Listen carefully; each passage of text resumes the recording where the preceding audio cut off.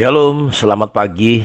Saya berdoa kiranya pagi ini ada roh pengenalan dan pewahyuan yang datang dari Tuhan. Karena pengenalan kita akan mempengaruhi pola kita. Tuhan itu besar sekali, maha besar, tak terpahami dengan akal pikiran dan logika kita tanpa pewahyuan. Saya menyebut Tuhan itu adalah Allah yang sangat misteri. Kalau dia tidak menyatakan dirinya kepada kita, maka kita akan mengalami kesulitan untuk mengenali dan memahami dia. Karena itu kita bersyukur lewat firman Tuhan, lewat Roh Kudus yang membantu dan menolong kita untuk kita bisa mengenal dan memahami dia. Karena itu penting untuk kita terus membaca Alkitab kita dari Kisah Rasul pasal 18 ayat 22 sampai pasal 19 ayat yang ke-12 dan Kitab Mazmur pasal 146 ayat 1 sampai ayat yang ke-10 dan Kitab Amsal untuk kita belajar tentang hikmat dari pasal 18 ayat 2 sampai ayat yang ketiga. Kita masih belajar tentang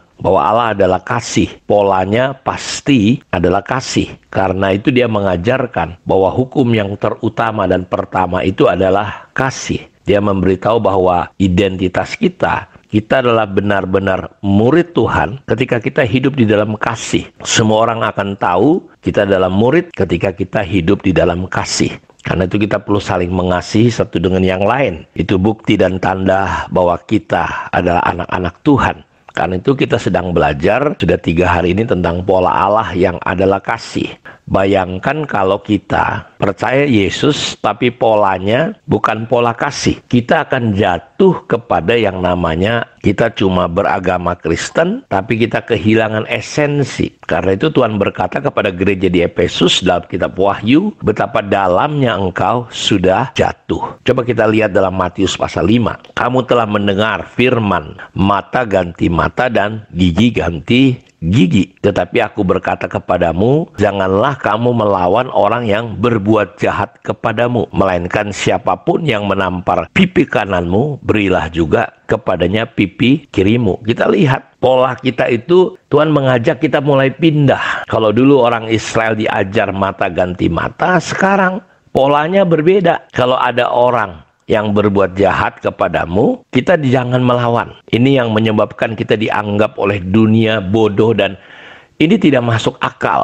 Karena ada orang baru disenggol sedikit saja, wah dia sudah mengamuk sedemikian rupa. Tetapi di sini Yesus mengajarkan ini yang disebut polanya. Kalau ada orang menampar kamu, pipi kirimu, beri juga pipi kananmu. Orang yang hendak mengadukan engkau karena mengingini bajumu, serahkan juga jubahmu. Siapapun yang memaksa engkau berjalan sejauh 1 mil, berjalanlah bersama dia sejauh 2 mil. Berilah kepada orang yang meminta kepadamu dan janganlah menolak orang yang mau meminjam daripadamu. Kamu telah mendengar firman, kasihilah sesamamu manusia dan bencilah musuhmu. Begini prinsipnya dulu. Kamu mendengar firman, kasih sesamamu manusia dan kalau ada musuh disuruh benci. Ini ajaran di kitab Perjanjian Lama. Dalam Imamat 19 ayat 18, janganlah engkau menuntut balas dan janganlah menaruh dendam terhadap orang sebangsamu, melainkan kasihilah sesamamu manusia seperti dirimu sendiri. Akulah Tuhan. Jadi Bapak Ibu yang Tuhan kasihi, kita melihat polanya Allah ini tentang kasih. Ya, kalau dulu kita disuruh membenci musuh kita, sekarang justru musuh kita harus kita kasihi. Ini yang membuat dunia bingung. Ajaran seperti apa? Pola kayak apa? Ayat selanjutnya, tetapi aku berkata kepadamu, kasihilah musuhmu dan berdoalah. Kasihilah musuhmu dan berdoalah bagi mereka yang menganiaya kamu. Karena dengan demikian kamu menjadi anak-anak Bapamu yang di surga, yang menerbitkan matahari bagi orang-orang yang jahat dan yang baik, dan menurunkan hujan bagi orang-orang yang benar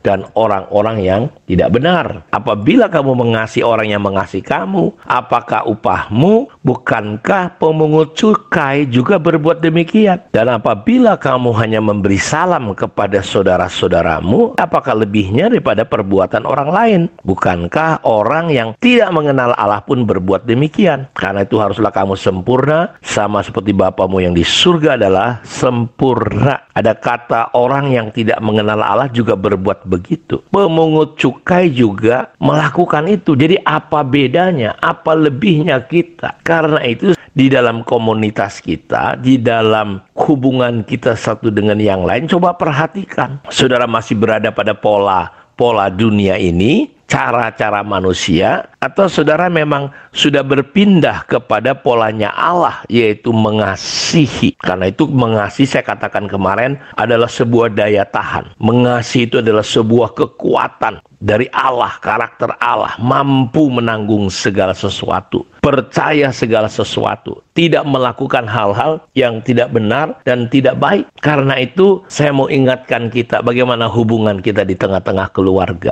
Kemarin dalam pemuritan saya berkata bahwa salah satu hal yang menghalangi orang Israel masuk tanah Kanan itu namanya persungutan, bersungut-sungut. Kenapa kita nggak boleh bersungut-sungut? Yang pertama itu mengundang maut. Yang kedua, Tuhan selalu menjadi hakim, dia ada di hadapan kita. Orang Israel bukan nggak bisa masuk ke tanah Kanaan itu cuma 15 sampai 30 hari harus mereka sudah sampai. Tetapi pertanyaannya kenapa butuh 40 hari? Karena Tuhan ingin memproses mereka pindah daripada pola yang sudah masuk puluhan tahun dalam hidup mereka, untuk mereka berubah masuk dalam pola Allah ketika masuk ke dalam tanah Kanaan. Dan ternyata Tuhan selama 40 tahun itu pun mereka gagal, tidak masuk. Kenapa? Karena polanya itu udah begitu kuat. Bersungut-sungut itu artinya nggak puas, ngedumel, menghakimi, ngomongnya nggak kelihatan, di dalam hati, dalam pikiran ada penghakiman. Bagaimana hubungan saudara satu dengan yang lain di dalam komunitas saudara, di gereja rumah, di gereja saudara? Betapa tidak indahnya kita melihat. Karena itu betapa indahnya dalam kitab Mazmur kalau kita bisa